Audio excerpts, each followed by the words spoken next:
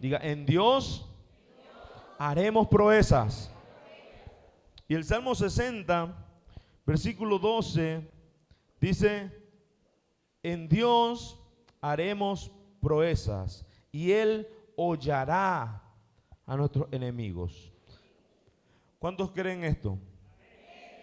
Este es un versículo que quizás famoso, que habla de las proezas. En Dios haremos proezas y Él hollará a nuestros enemigos. Y creemos que Dios lo puede hacer. Creemos que Él nos ha dado ya la victoria, amén. Yo quiero que leamos este salmo completo para que podamos ver toda la composición. Acuérdense que esta es una poesía y el salmista está expresando un todo que concluye con esta frase diciendo, en Dios haremos proezas. Hermanos, leemos bajo la bendición del Padre, del Hijo y del Espíritu Santo. Amén. Oh Dios, tú nos has rechazado y has abierto brecha en nuestras filas. Te has enojado con nosotros. Restáuranos ahora. Has sacudido la tierra, la has resquebrajado. Repara sus grietas, porque se desmorona. Has sometido a tu pueblo a duras pruebas. Nos diste a beber un vino embriagador. Da a tus fieles la señal de retirada, para que puedan escapar de los arqueros. Líbranos con tu diestra. Respóndenos para que tu pueblo amado quede a salvo. Dios ha dicho en su santuario, triunfante repartiré a Siquén y dividiré el valle de Sucoc. Mío es Galaad, mío es Manasés, Efraín es mi yelmo y Judá mi cetro. En Moab me lavo las manos, sobre Edom arrojo mi sandalia, sobre Filistea lanzo gritos de triunfo. ¿Quién me llevará a la ciudad fortificada? ¿Quién me mostrará el camino a Edom?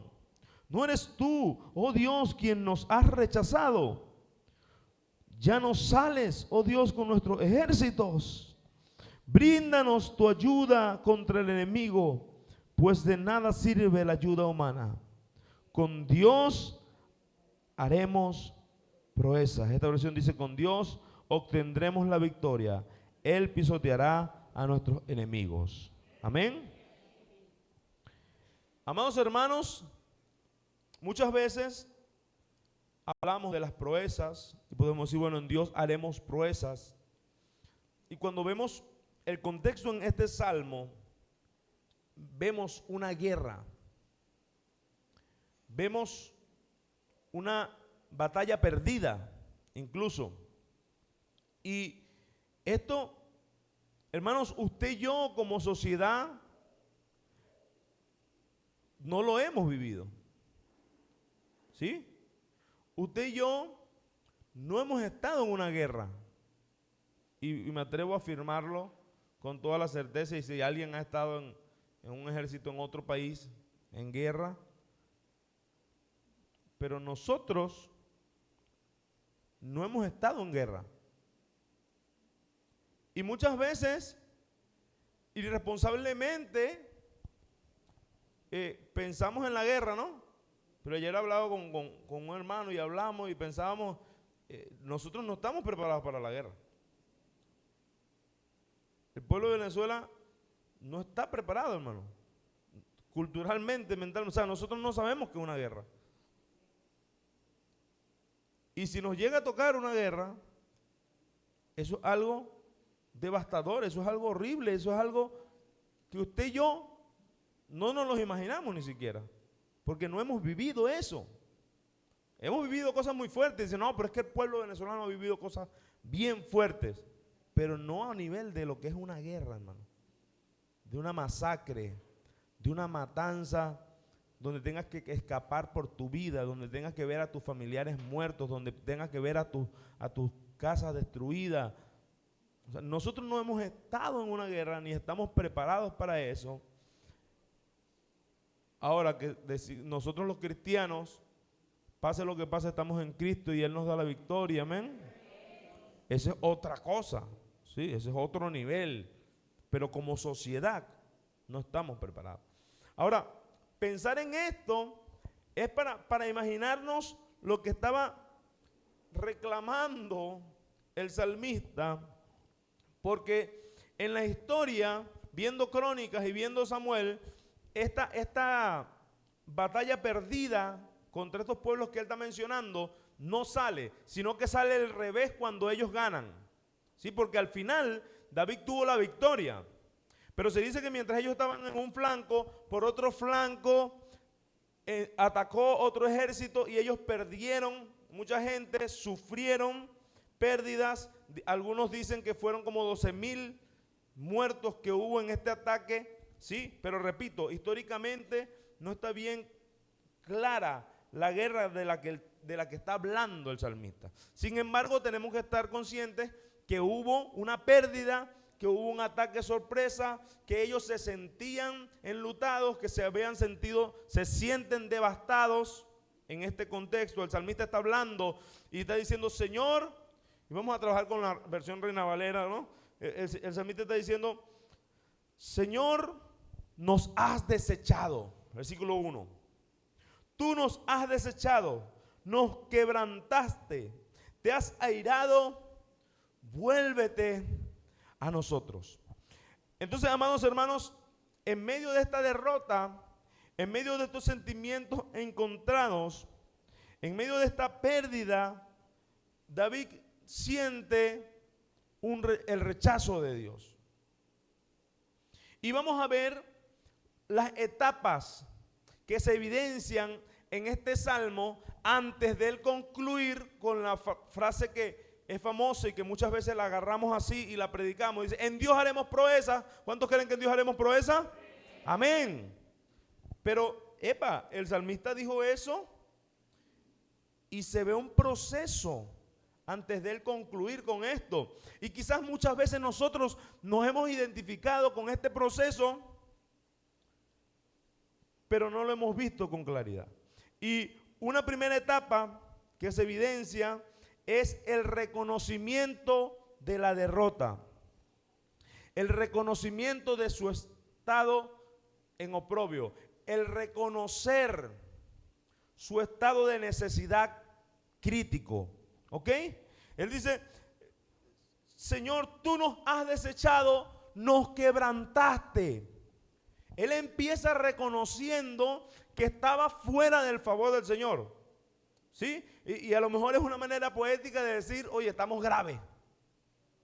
Es una manera poética de decir, porque al final él termina diciendo, confío en el Señor. Pero es una manera poética de él decir, estamos tan graves, Señor, que siento que nos desechaste. Estamos tan graves que siento que, oye, como que te diste la vuelta y dejaste que nos echaran una buena broma. Reconocer el estado crítico, reconocer el estado de oprobio. Amados hermanos, el salmista expresa, tú nos dispersaste, te enojaste con nosotros, tu ira cayó sobre nosotros. Hermanos, en esta primera etapa vemos cómo inmediatamente el rey reconoce que está fuera del favor de Dios y de una manera poética empieza a invocar su socorro. Ahora, ¿qué pasa?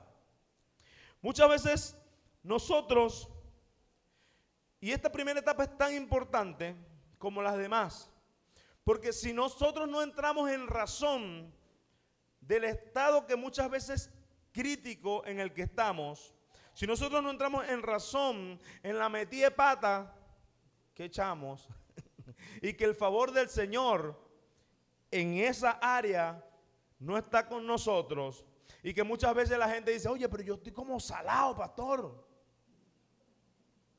¿Sí? Hay gente que llega a consejería, en otras iglesias que a mí me cuentan, de un amigo, de un sobrino. Aquí no pasa eso. Y dice, oye, pastor, yo estoy como salado.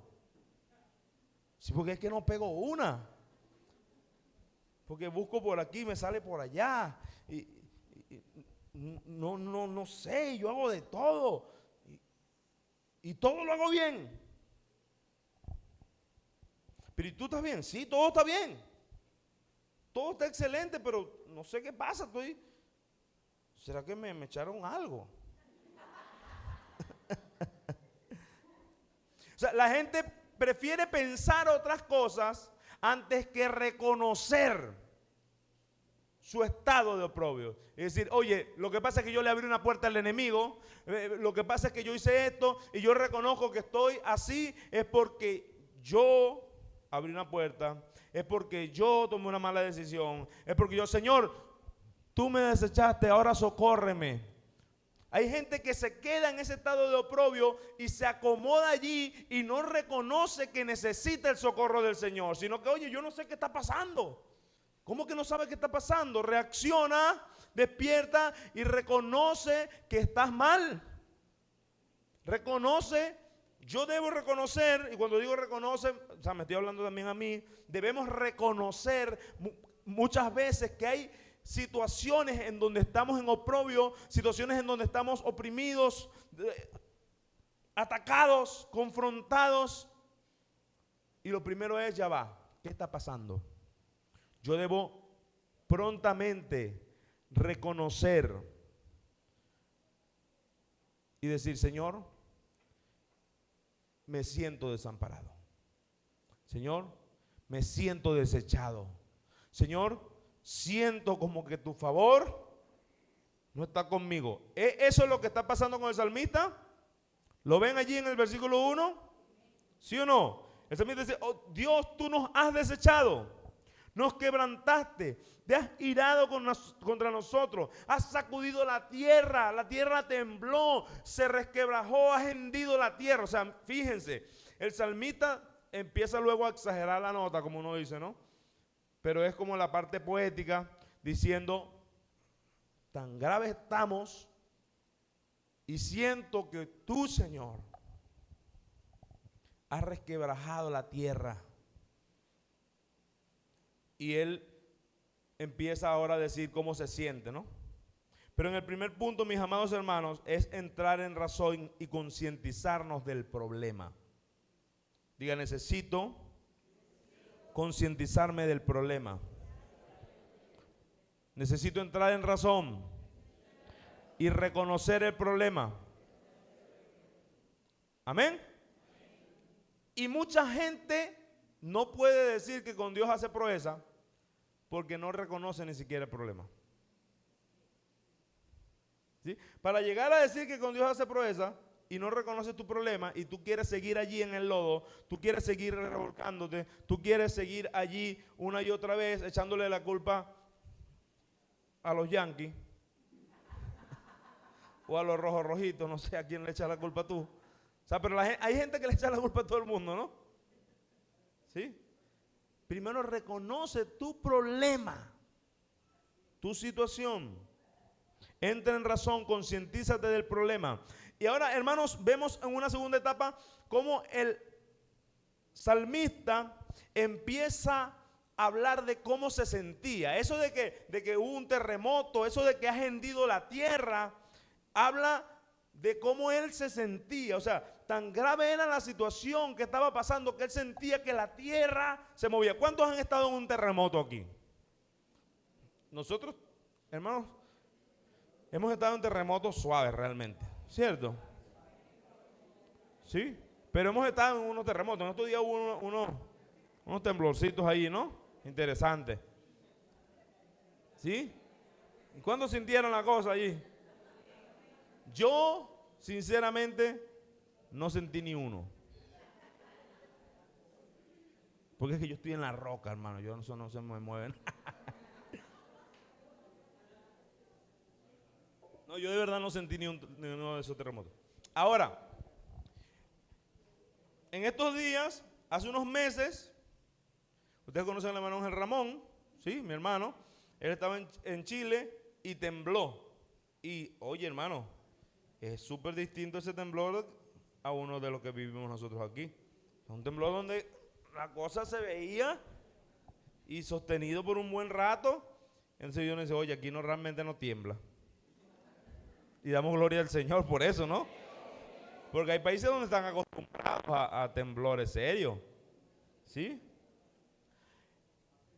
El salmista estaba expresando cómo se sentía en el momento. Cuando tiembla, ¿qué pasa? ¿Qué siente usted? se siente inestable, ¿verdad? Cuando tiembla uno se siente inseguro, ¿sí o no? Hermano, ¿por qué? Porque si tiembla y se abre la tierra, ¿qué pasa? Nos traga. Si tiembla y se cae el techo, nos mata. Métete debajo de la puerta y si se cae la puerta contigo, Marco. O sea, cuando tiembla hay una sensación de inseguridad, de inestabilidad, porque pueden pasar cosas de manera imprevista. Entonces, imagínense cómo se sentía el salmista. ¿Sí? O sea, como que has hecho temblar la tierra, has sacudido la tierra, la has resquebrajado. Hermanos, el salmista se sentía inestable e inseguro en medio de este problema. Usted y yo muchas veces nos hemos sentido inseguros e inestables porque nos ha abrumado una situación, porque nos ha abrumado una tormenta, llámese de salud, financiera, no sé de qué tipo, emocional.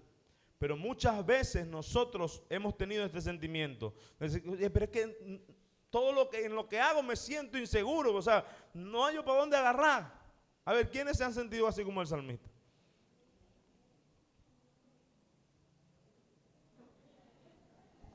Hermanos, creo que es un sentimiento que muchos hemos tenido. Porque hay situaciones que nos mueven el piso.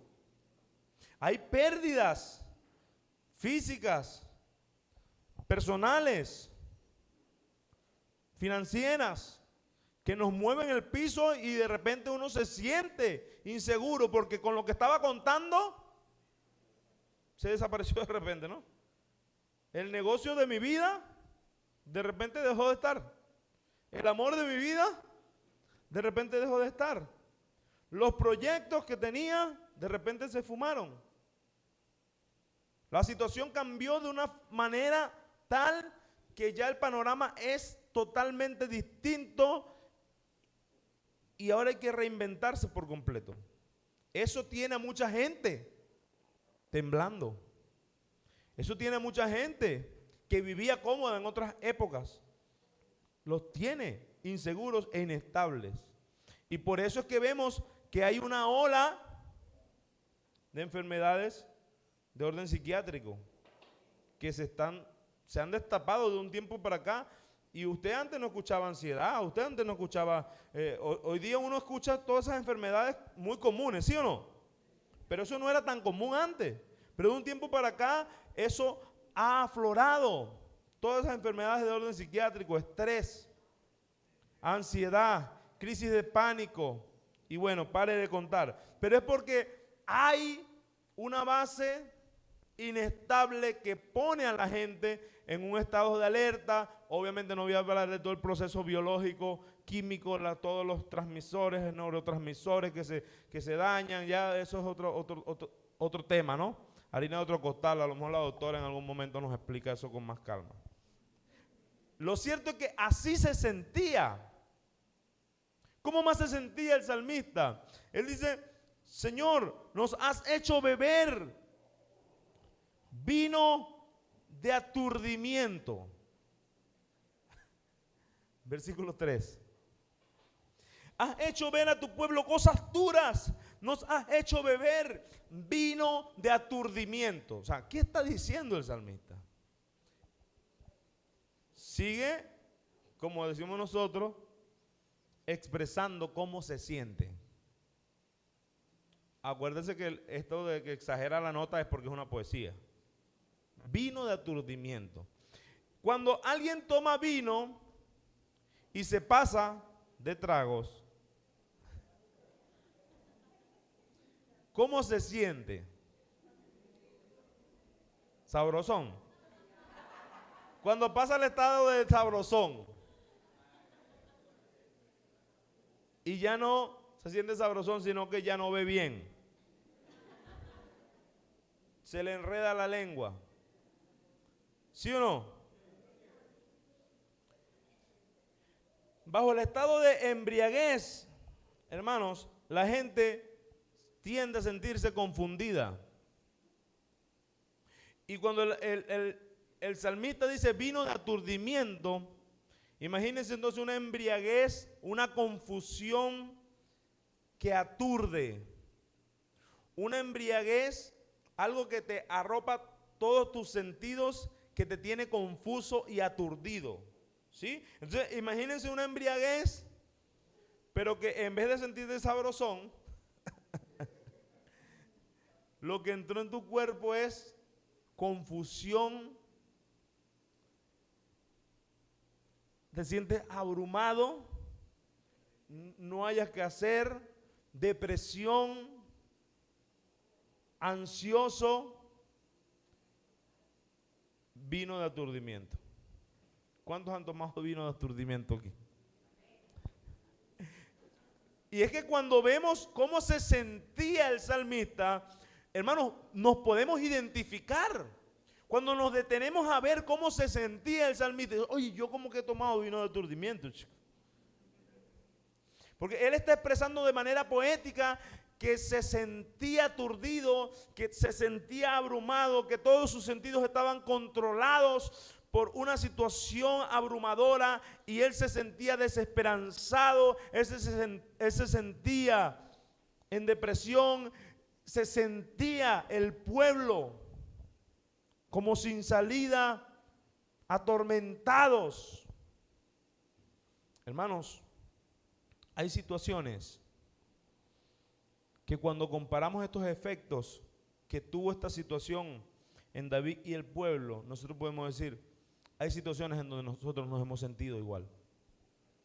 Hay momentos donde nos hemos sentido tan abrumados que no sabemos qué hacer, donde sentimos que se cierran todas las puertas, donde sentimos que no hay salida, donde nos sentimos desesperados y ya no vemos con claridad. Porque muchas veces cuando estamos en este estado, hermanos, cuando estamos en un estado en un shock quizás, o en una tormenta tan fuerte, muchas veces no vemos la salida. Muchas veces perdemos la esperanza y sentimos que se nos mueve el piso, como el salmista que sentía que se le movía el piso, que estaba siendo aturdido con vino. Muchas veces nos hemos sentido de esa manera. Pero el salmista, a diferencia de mí, muchas veces es que él se lo está diciendo al Todopoderoso. Él está expresando su sentimiento, él está expresando su estatus al Todopoderoso. Él se está acercando al que lo puede socorrer. Él le dice, has hecho ver a tu pueblo cosas duras. Amados hermanos, confusión, desorientación en medio de la crisis. Pregunto para pasar al otro punto.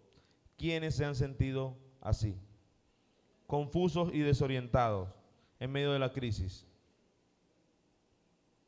Ahora, él no se queda allí. Y yo te invito, no te quedes en el versículo 3. ¿Sí? Porque a lo mejor yo puedo estar abriendo un proceso en tu mente. A lo mejor yo describiendo lo que estabas sintiendo el salmista, puedo estar abriendo un proceso y tú puedes estar recordando y te puedes sentir identificado. Pero ahora yo quiero que tú le digas a tu vecino, vámonos para el versículo 4. Vamos, dígale al vecino, a tu vecino allí, vámonos para el versículo 4. No te quedes allí, no te quedes con el vino de aturdimiento, no te quedes enganchado ahí porque vamos a avanzar en el proceso. Amén. Y en el versículo 4 vemos que a partir del 4, el 5, él empieza a hacer una petición de manera como más formal. Tú nos has dado una bandera, ¿sí? Tú nos has dado una bandera para que la alcen por causa de la verdad. Entonces él empieza a suplicar y en medio de esa súplica él habla de la identidad que podemos tener en medio de la crisis. ¿Por qué? Porque la bandera, un estandarte en medio de una guerra, hablaba de identidad. Una bandera, un estandarte en medio de una guerra, dice, mira, ¿a quién yo pertenezco? ¿A qué ejército tú perteneces? Un ejército sin estandarte era un ejército anónimo, un ejército furtivo, pero él diciendo, tú nos has dado a los que te temen, le das bandera para que la alcen a causa de la verdad. El salmista empieza a decir, mira, nosotros tenemos una identidad y por consiguiente tenemos tu respaldo. Los que te temen, los que te tememos, oh Señor, tenemos una identidad. Tú nos has dado bandera. ¿Cuántos lo creen? ¿A cuántos el Señor le da identidad? Tú nos has dado bandera para que la alcemos. Entonces fíjense que Él no se queda en la tormenta, que Él no se queda en la expresión del vino de aturdimiento, Él no se queda borracho allí, no. Él avanza y dice, tú nos has dado bandera para que la alcemos, es decir, identidad. Y cuando alguien tiene identidad, cuando alguien tiene un estandarte, tiene respaldo. Sí, porque cuando alguien dice, mira, epa, ya va, yo no vengo solo, esta es mi bandera. Ay, yo vengo en nombre de China. Dentro de los países que me respaldan está China, está Rusia, ¿sí? Y hay dos banderas levantadas. Dice, ajá, no es tan fácil la cosa. ¿Por qué ustedes creen que no han pasado muchas cosas? Porque hay banderas levantadas. Hay banderas levantadas y la gente dice, ya va, hay un respaldo de, ¿sí? Ah, pero yo vengo en nombre de la bandera de, no sé, cualquier bandera que a usted se le ocurra. Habla de un respaldo. Y si alguien me dice, mira, yo vengo, mira esta bandera. ¿Qué bandera es esa, chico? Yo vengo en nombre de Ángel Blanca. Ah, bueno, invádanlo, ese no tiene fuerza. ¿Sí? Ese no tiene. Pero la bandera de nosotros no es de Ángel Blanca, no es de un ejército humano. La bandera que nosotros levantamos, la bandera que estaba hablando el salmista, era una bandera que habla del respaldo que ellos encontraban en el Todopoderoso. ¿Cuánto dan gloria a Dios? Mi bandera, mi identidad, mi respaldo viene del Dios de los ejércitos. Y se la ha dado a los que le temen. Se la ha dado a los que le obedecen. Para que se libren tus amados. Salva con tu diestra y óyeme. El salmista empieza a pedir socorro. El salmista empieza de manera oficial a declarar su identidad, a declarar el respaldo. Y en el versículo 5, él formaliza la petición de salvación y liberación. Se sentía así, se sentía desamparado, se sentía desechado, se sentía en oprobio, se sentía como que todo le estaba temblando, sentía que estaba borracho de confusión y de temor. Y en medio de ese dolor, en medio de esa crisis, en medio de esa tormenta, él dice, Señor, sálvanos con tu diestra y óyeme. ¿A quién iremos, hermanos?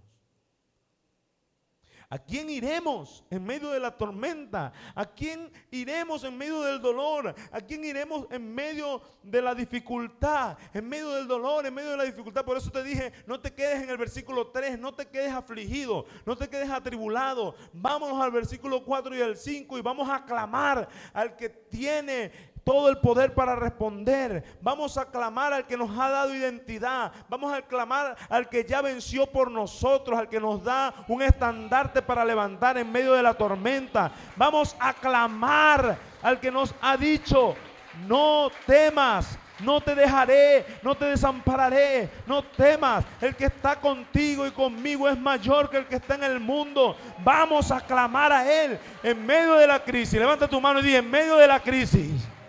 Vamos a decir, en medio del dolor, en medio de la confusión, en medio del vino de oprobio, yo me voy a levantar. porque tengo una identidad, porque tengo un respaldo del Todopoderoso, porque no estoy solo, porque tengo un Dios que me escucha y me defiende. ¿Cuántos lo creen? Amén y amén. Dale gloria al Señor. Alabamos y exaltamos el nombre del Señor. Amén. Él es el único que puede librarnos, hermanos. Por eso, como les decía, no nos quedamos en el lloro, no nos quedamos en el sentimiento, sino que avanzamos a pedirle socorro al que ya ha vencido. Y en medio de esa petición, vemos cómo luego, del versículo 6 al 8, él empieza a profetizar. ¿Sí? ¿Por qué? Porque cambia el tono del salmo y empieza a decir cosas como que de un sitio al otro me alegraré, voy a repartir este territorio, Judá, Efraín, estos son tal cosa, estos son estos van a hacer esto para mí, este es el legislador. ¿Sí? Él empieza como a declarar las bondades de Dios sobre el territorio. Vamos a repartir el territorio, el Señor ha dicho esto, se va a repartir el territorio porque Él ha dicho sobre Efraín, porque Él ha dicho sobre Judá. Vamos a gozarnos. Y eso había pasado, eso todavía no había pasado. Mío es Galaad. Empieza a hablar de los territorios. Mira, Galaad es mío, Manasés es mío, Efraín, esta tribu es la fortaleza de mi cabeza, Judá es mi legislador. Entonces, desde el versículo 6 al 8, vemos cómo empieza a profetizar la victoria. ¿Sí? Cómo él empieza a profetizar la victoria. Y todos esos nombres que vemos, a lo mejor a veces enredan nuestro entendimiento, sí, pero realmente lo que está hablando es de territorios, de tribus, y está como profetizando la victoria. Y luego, en esa misma profecía, empieza a declarar incluso que Moab, los moabitas van a ser los sirvientes que van a lavar los pies.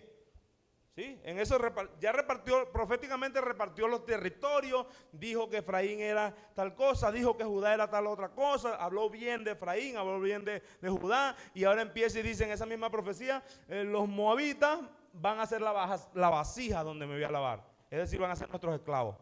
¿Sí? Sobre Edom echaré mi calzado, otros más que van a ser nuestros esclavos, y voy a cantar victoria sobre los filisteos. ¿Sí? Entonces vemos cómo empieza a profetizar y en medio de esta profecía reparte los territorios y declara sirviente a los enemigos. ¿Lo ven? Eso es lo que está pasando. Entonces es una forma poética de profetizar.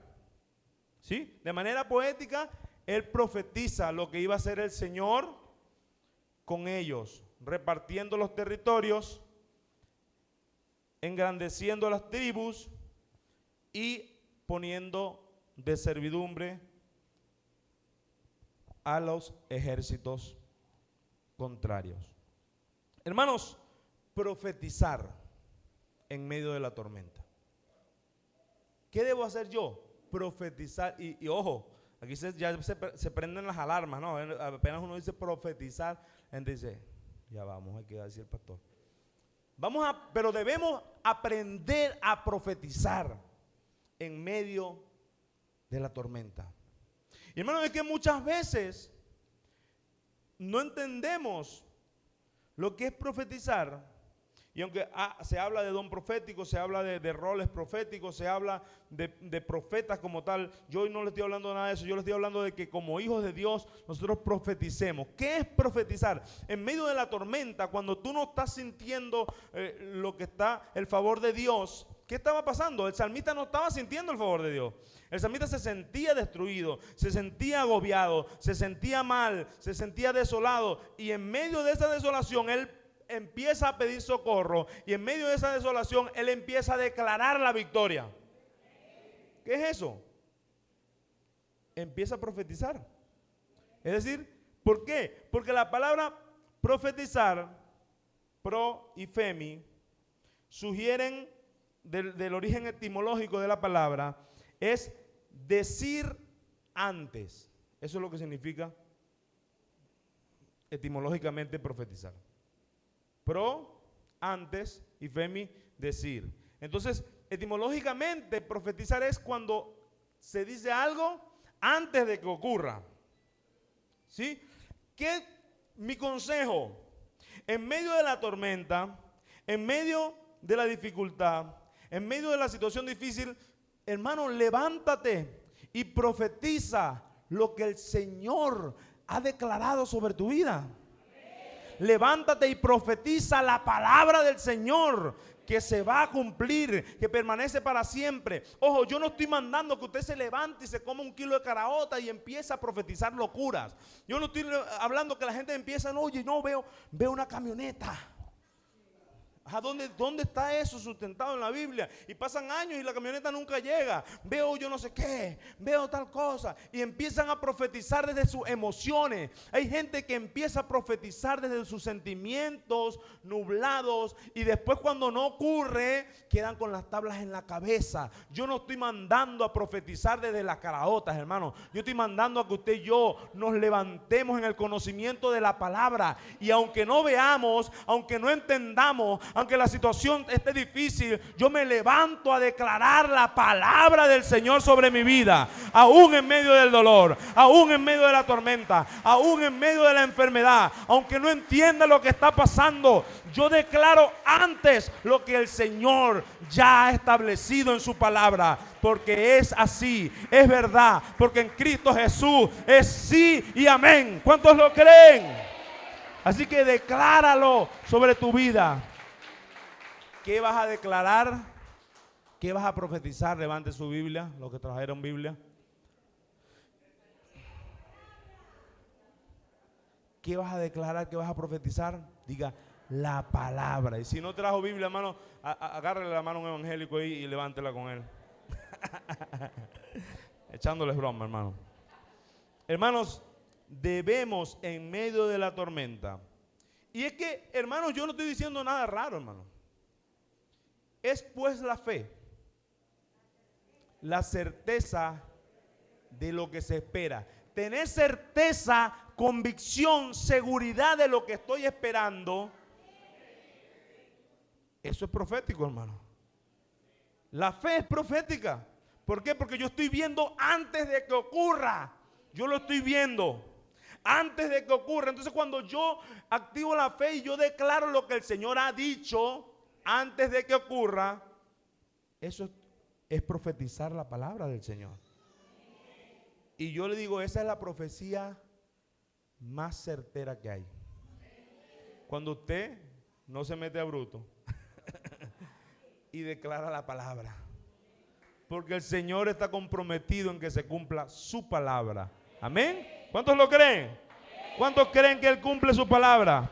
Que su palabra no pasa y permanece para siempre. Gracias, Señor. Entonces, en medio de la dificultad, mi amado hermano, empieza a profetizar. Eso va a ser una manera como nosotros vamos a salir.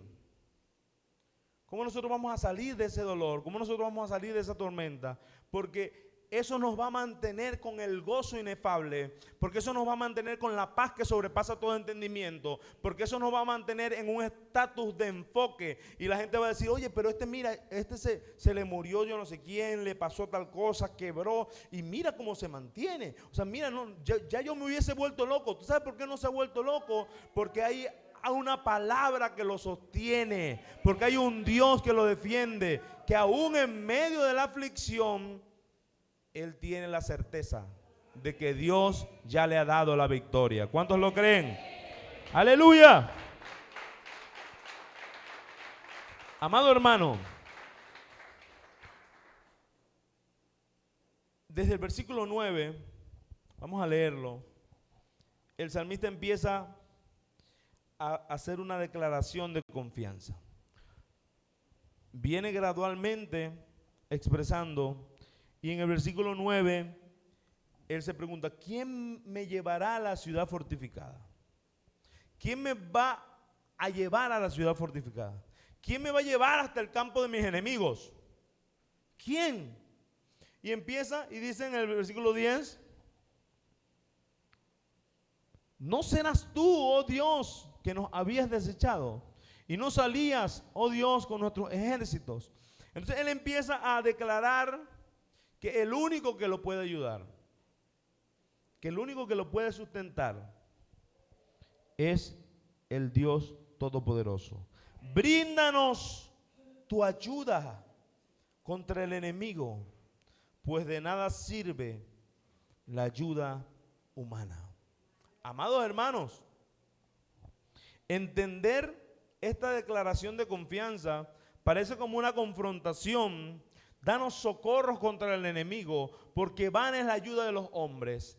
Él dice, ¿quién me va a llevar a la ciudad fortificada? ¿Quién me va a llegar hasta el ejército enemigo? ¿Quién puede darme este tipo de victoria? ¿No serás tú el que allá dije en el versículo 1 que me habías desechado? ¿No serás tú? Es una forma como contradictoria de decirle, tú eres el único que puedes llevarme.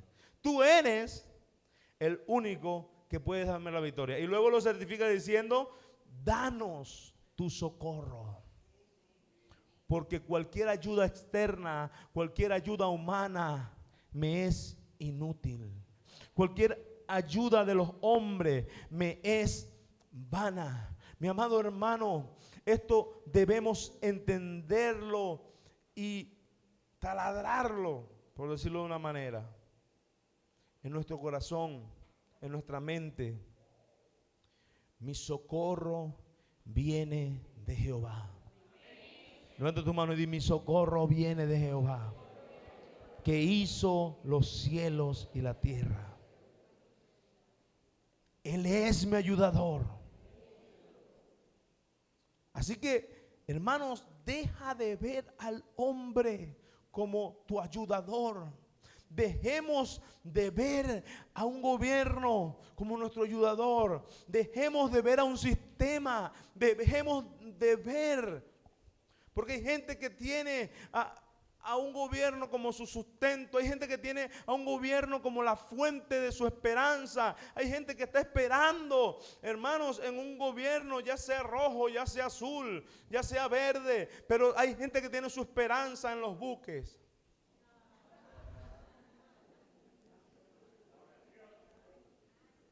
Hay gente que tiene su esperanza en la milicia. Hay gente que tiene su esperanza en el alcalde. Nosotros estamos llamados a orar por ellos, hermano. Por los buques, por los milicianos, por los militantes, por los militares, por los verdes, por los azules, por los rojos, por los amarillos, por los blancos, por los alcaldes, por los gobernantes. Nosotros que pertenecemos al reino de los cielos, estamos llamados a orar por todos los hombres, por todos, entendiendo que nuestro socorro no viene de ninguno de ellos, sino que por el contrario, nosotros tenemos al que puede socorrerlos a ellos. Nosotros tenemos al que puede socorrerlos a ellos.